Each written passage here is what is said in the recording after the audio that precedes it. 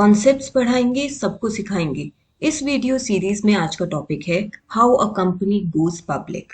एक company public कैसे जाती है, दैट मीन्स एक प्राइवेट कंपनी एक पब्लिक कंपनी में कन्वर्ट कैसे होती है। उससे पहले हम ये भी समझने की कोशिश करेंगे that why a company goes public. क्या जरूरत है एक प्राइवेट कंपनी को पब्लिक कंपनी में कन्वर्ट होने की। So let's start.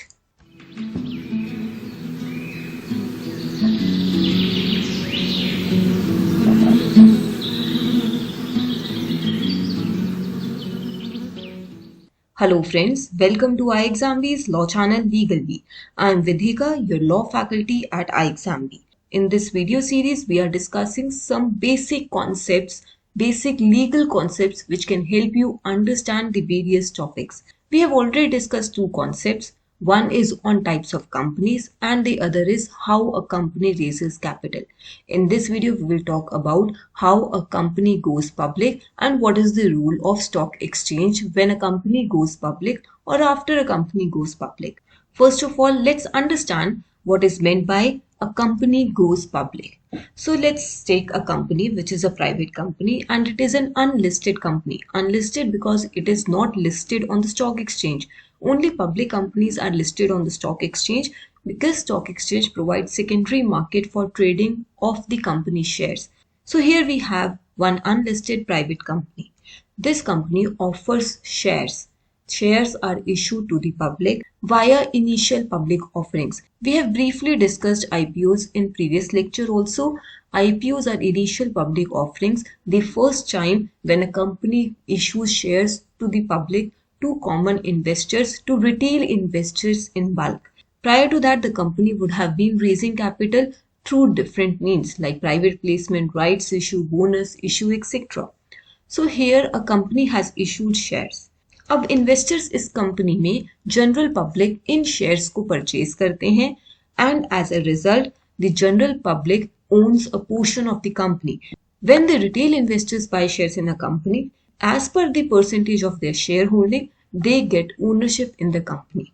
Now, the company becomes a publicly traded or listed company after being listed on the stock exchange. This is what is meant by a company going public.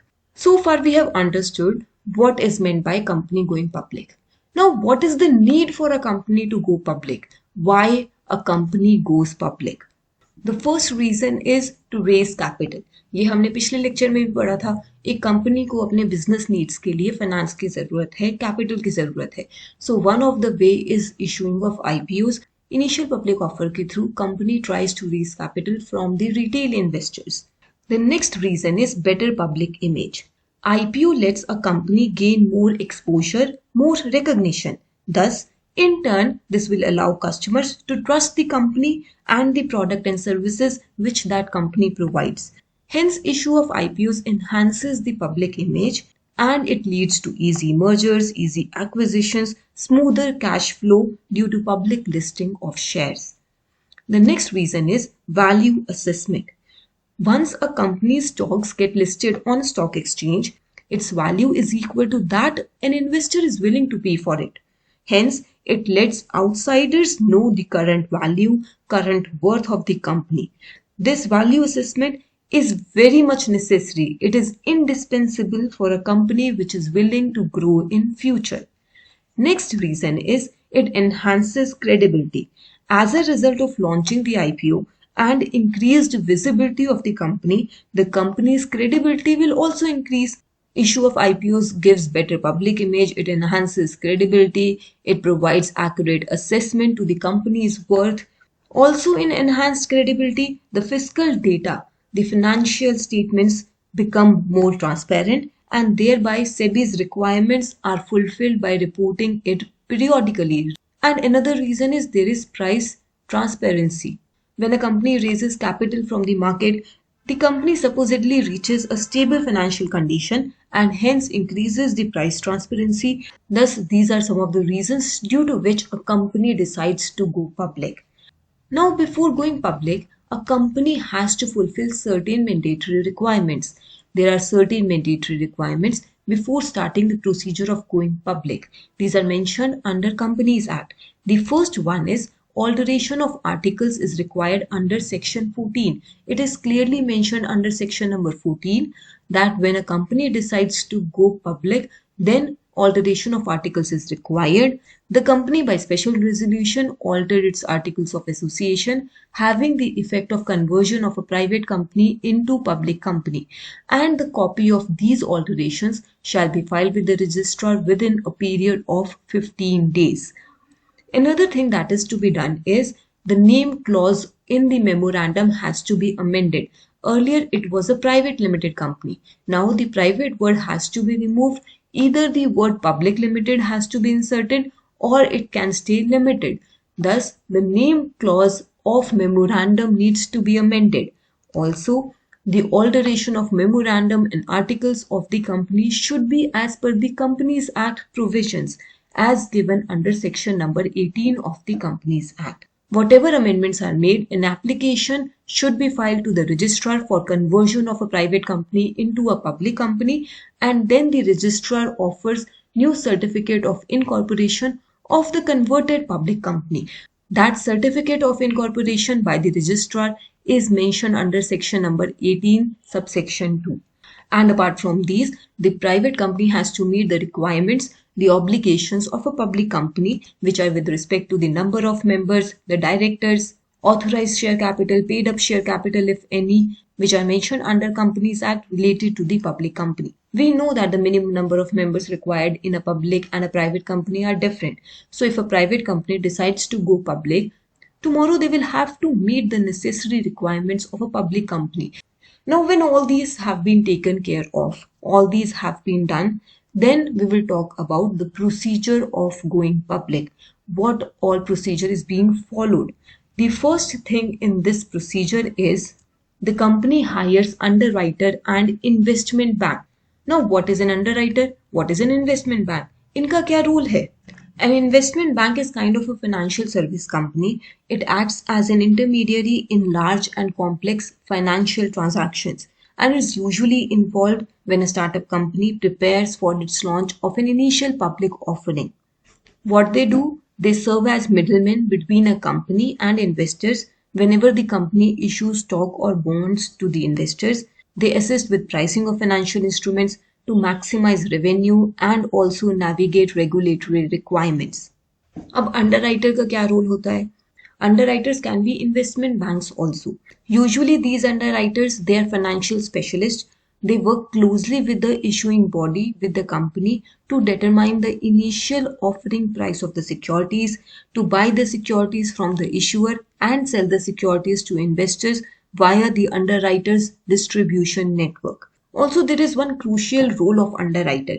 They guarantee that a specific number of shares will be sold at that initial price, and if that specific number of shares is not sold, then they are guaranteeing that they will purchase those amount of shares. They will purchase any surplus.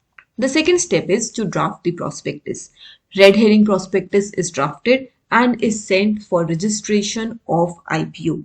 Red herring prospectus is a preliminary prospectus which is filed by a company with the Securities and Exchange Board of India, and it is usually related to IPOs. It contains most of the information related to the company, the financial status of the company, the other details of the company. However, two key informations are not included in red herring prospectus.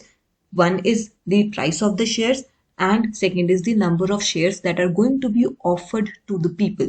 So once this prospectus has been sent to SEBI for registration of IPO, SEBI verifies the disclosure of facts by the company, whether they are in compliance with the SEBI's regulations, whether the company has such financial stability that it can issue shares to the public. Later, company makes an application to the stock exchange for floating its initial issue.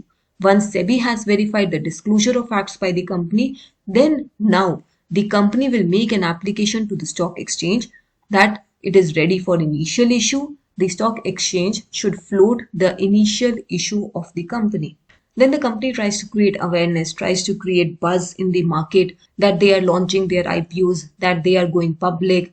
They try to advertise the IPO across the country. It is usually a marketing and advertising tactic to attract potential investors. The key highlights of the company are shared with various people, with business analysts, fund managers, just to create a buzz about the upcoming IPOs. Then the company initiates pricing of IPO either through fixed price IPO or by bookbinding offering. Now, what is fixed price IPO or bookbinding offering? So, in this step, the company is trying to understand at what price the IPO should be launched. In case of fixed price offering, the price of company's stock is announced in advance, while in bookbinding offering, a price range of 20% is announced, following which investors can place their bids within that price bracket. And once the IPO price is finalized, the company along with the underwriters will determine the number of shares to be allotted to each investor. And in case there is oversubscription, then partial allotments are made. So this is an overview of how a company goes public. This is just a raw understanding of the procedure. There is a lot of detail in the procedure, what forms to be filled, what compliances to be fulfilled, what all should be kept in mind by a company, what all will SEBI look into, what are the various formalities for listing the shares on the stock exchange. So we are not going into all that detail. We are just trying to understand the concept about how a company goes public. So I hope from this chart it is clear to you. If you have any doubts, you can write them down in the comment below. Now in the next slide, we will briefly discuss the role of stock exchange. यहाँ पर देखिए point 4 में stock exchange का mention था. A company makes an application to stock exchange for floating its initial issue. तो जब company ने stock exchange पर अपने शेयर्स लिस्ट करवा दिए हैं, it will become a listed company. तो अब स्टॉक एक्सचेंज का रोल आता है सेकेंडरी मार्केट में ट्रेडिंग के लिए. Let's understand the role of stock exchange.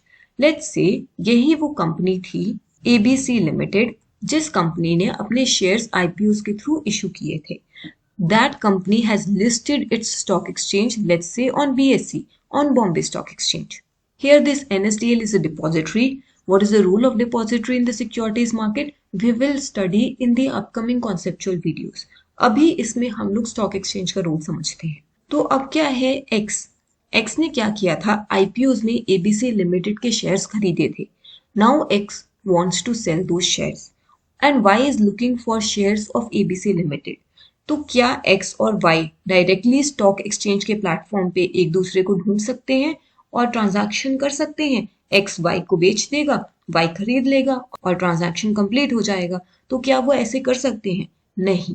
Stock exchange के प्लेटफॉर्म पे सिर्फ स्टॉक ब्रोकर्स को ट्रेड करने का ही राइट है, which are the members of the stock exchange. Investors directly stock exchange के फ्लोर पर ट्रेड नहीं कर सकते. They have to trade via a stock broker or an agent. ये stock brokers, for example, Zerodha, Kotak Securities, these are the stock brokers.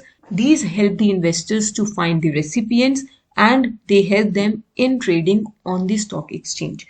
तो X क्या करता है? X Zerodha के पास जाता है और कहता है कि मुझे ABC लिमिटेड के शेयर्स बेचने हैं. Zerodha looks for such investor who wants to buy. Zerodha gets in touch with Kotak Securities. यहाँ पर Y ने Kotak Securities को अप्रोच किया हुआ था कि मुझे खरीदने हैं. Now Zerodha and Kotak Securities will trade the shares of ABC Limited on behalf of their clients. तो यहाँ पर स्टॉक एक्सचेंज वो ट्रेडिंग प्लेटफॉर्म प्रोवाइड कर रहा है, वो ट्रेडिंग फ्लोर प्रोवाइड कर रहा है. इसके साथ ही स्टॉक एक्सचेंज क्लियरिंग हाउस भी प्रोवाइड करता है. जो ट्रेडिंग फ्लोर होता है उस पर ट्रेडिंग होती है. एक्स ने अपने शेयर्स बेच दिए, वाई ने खरीद लिए. जो क्लियरिंग हाउस होता है वो इंश्योर करता है कि ये ट्रांजैक्शन कंप्लीट हो. एबीसी लिमिटेड के शेयर्स एक्स के डीमैट अकाउंट से वाई के डीमैट अकाउंट में क्रेडिट हो और मनी एक्स के पास क्रेडिट हो.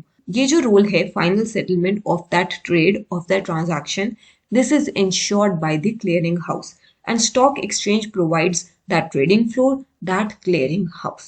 So I hope it is clear.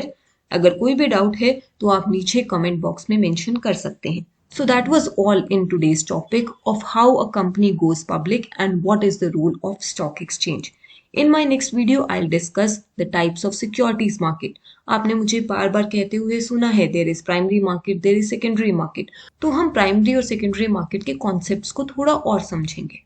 To get the notifications of such conceptual videos, subscribe to our LegalBee YouTube channel. You can prepare 50% faster with iExamBee. Also, if you have any doubts, you need any form of guidance, you can reach out to us on this number. Thank you.